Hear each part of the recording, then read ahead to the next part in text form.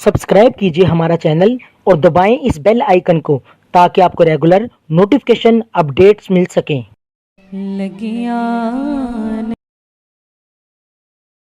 अब्दुल मुत्तलिब कौन है? ये मेरे आका मोहम्मद रसूलुल्लाह के दादा हैं, यही हजरत अब्दुल मुत्तलिब हैं। अब अपने जहन को करीब करो। हजरत अब्दुल मुत्तलिब खानाए काबा के साए में लेटे हुए थे। मक्के की सरदारी मिल गई, काबे के मुतवल्ली बन गए नूर मुस्तफा की बरकत से। और जब एक दिन लेटे हुए थे, ख्वाब में किसी ने कहा, ए अब्दुल मुत्तलिब, जमजम का कुआं खोदो, जमजम का कुआं खोदो। आपने जब कुआं खोदना शुरू किया, एक दिन खोदा पानी नहीं मिला, दो दिन खोदा दूसरे दिन भी पानी नहीं मिला, तीसरे दिन अपने हाथों को उठा के दुआ करते हैं, ऐ मेरे परवरदिगार, अगर जमजम का कुआं मिल गया, ऐ मेरे मौला, अगर तूने मुझे 10 बेटे दिए तो उनमें से एक बेटे को मैं तेरी राह में कुर्बान करूंगा। जमजम का कुआं जिसके कबीला बनी जुरहुम के लोग जब गए थे तो उसमें सोना चांदी डाल करके चले गए और मक्के के कुफार ने उसमें बुत डाल दिए थे और उस कुएं को हमवार कर दिया था, जमीन पर उसका कोई नामो निशान नहीं था।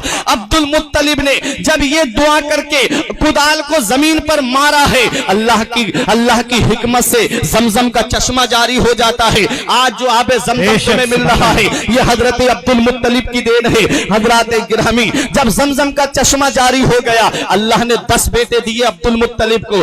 10 बेटे, 10 के 10 एक से एक बेहतरीन हसीन और जमील। अब्दुल मुत्तलिब ने कहा, बेटो मैंने मन्नत मानी थी, अगर मुझे अल्लाह 10 बेटे देगा और जमजम का पानी मक्के वालों को मिल जाएगा तो मैं एक बेटे को अल्लाह की राह में कुर्बान करूंगा। 10 बेटों ने कहा, अब्बा जिसको चाहें आप उसे कुर्बान कर दें। अब्दुल मुत्तलिब ने कहा, मैं ऐसा नहीं करूंगा, मैं पर्ची डालूंगा, नाम देखूंगा, जिसका नाम निकलेगा उस बेटे को कुर्बान करूंगा। जब पर्ची डाली गई तो उनमें सबसे पहले जो नाम निकला वो हजरत अब्दुल्ला का निकला, जो मेरे आका के वालिद हैं। सोचा लाओ दूसरी बार डालूं, दोबारा पर्ची डाली, फिर निकाला तो फिर हजरत अब्दुल्ला का नाम निकला। फिर तीसरी बार पर्ची डाली, फिर निकाला, फिर हजरत अब्दुल्ला का नाम निकला। अब्दुल मुत्तलिब ने कहा, बेटे अब्दुल्ला तुम तैयार हो? कहा, हाँ अब्बा मैं तैयार हूँ। हजरत अब्दुल्ला तैयार हो गए। अब्दुल मुत्तलिब ने हाथ में छुरी ली और लेकर के जब चलने लगे कुर्बान करने के लिए, तब कुरैश कबीले के लोगों ने हाथ पकड़ के कहा, ए सरदार मक्का तुम क्या कर रहे हो? अगर तुमने अपना बेटा कुर्बान कर दिया तो ये रस्म पड़ जाएगी, रिवाज पड़ जाएगा, क्योंकि तुम सरदार मक्का हो, तुम काबे के मुतवल्ली हो, इसलिए तुम ये क्या करने जा रहे हो? कहा, मैंने मन्नत मानी है, पूरी करने जा रहा हूं। तब मक्के के लोगों ने कहा, यहां से यसरिब थोड़ी दूरी पर है, चलो वहां चल करके, वहां एक काहिना औरत रहती है, वहां एक बूढ़ी औरत रहती है जो किताब का इल्म रखती है, चलो उससे चल करके पूछते हैं, कोई ऐसा तरीका बता दे जिससे तेरा बेटा भी बच जाए और तेरा रब भी राजी हो जाए। गए कबीले के लोग भी, गए खानदान के लोग हजरत अब्दुल्ला को लेकर के। जब उस बूढ़ी के दरवाजे को खटखटाया, बूढ़ी औरत कमर झुकी हुई, बाल सफेद पड़ गए थे।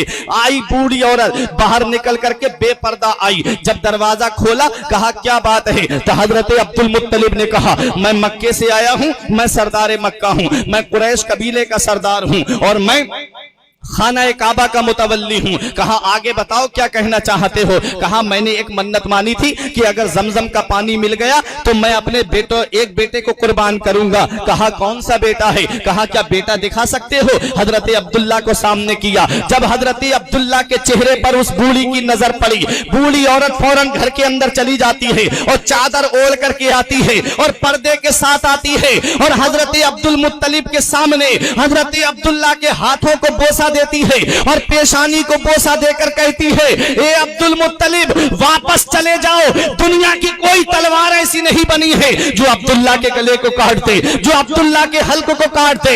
हजरत अब्दुल मुत्तलिब ने कहा, क्यों? कहा, अरे तुझे पता नहीं है, मैंने किताबों में पढ़ा है आखिरी पैगंबर तशरीफ लाएगा, उसका नूर अब्दुल्ला की पेशानी में चमक रहा है, उसका नूर अब्दुल्ला की पेशानी में जगमगा रहा है। ले जा अब्दुल मुत्तलिब अपने बेटे को کہا میں تجھ سے تیری یہ باتیں سننے نہیں آیا ہوں، یہ بتا میرا بیٹا کیسے بچے گا اور میرا رب بھی راضی ہو جائے۔ تب اس کاہنہ عورت نے کہا تمہارے یہاں مکے میں اگر کوئی اپنے کسی آدمی کو قتل کر دیتا ہے، کوئی کسی کا مرڈر کر دیتا ہے تو اس کی قیمت کیا دی جاتی ہے؟ کہا 10 اونٹ دی جاتی ہے۔ کہا اچھا، کہا 10 اونٹ ایک طرف لکھنا اور ایک طرف عبداللہ کا نام لکھنا اور اس کو ایک ڈبے کے اندر ڈالنا، جب تک عبداللہ کا نام نکلتا رہے 10 اونٹ بڑھاتے چلے جانا۔ عبد المطلب کہا جب نام اونٹوں کا نکل آئے تو سمجھ لینا تیرا رب تجھ سے راضی ہو گیا، تیرے بیٹے کی قربانی بچ گئی۔ کہا ٹھیک ہے۔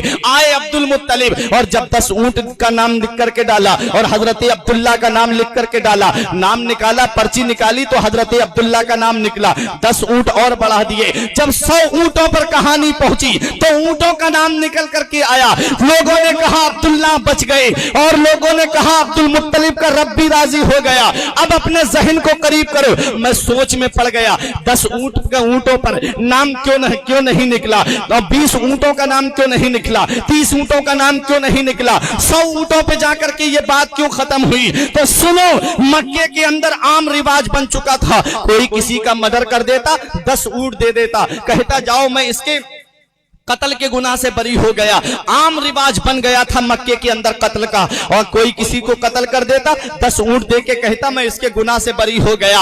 وہ رواج ختم ہونے جا رہا ہے۔ 100 اونٹ کوئی معمولی چیز نہیں ہے، 100 اونٹوں کے لیے بہت زیادہ رقم کی ضرورت پڑے گی۔ حضرت عبد المطلب نے جب 100 اونٹ راہ خدا میں قربان کیے تب مکے کے لوگوں نے کہا اب کسی کا مرڈر مت کرنا، اب کسی کا قتل مت کرنا، اب کسی کے خون مت بہانا، کیونکہ اب سردار مکہ نے 100 اونٹ دیے ہیں اپنے بیٹے کے بدلے میں، اب 100 اونٹ دینا پڑیں گے۔ گویا مدینے والے مصطفیٰ ابھی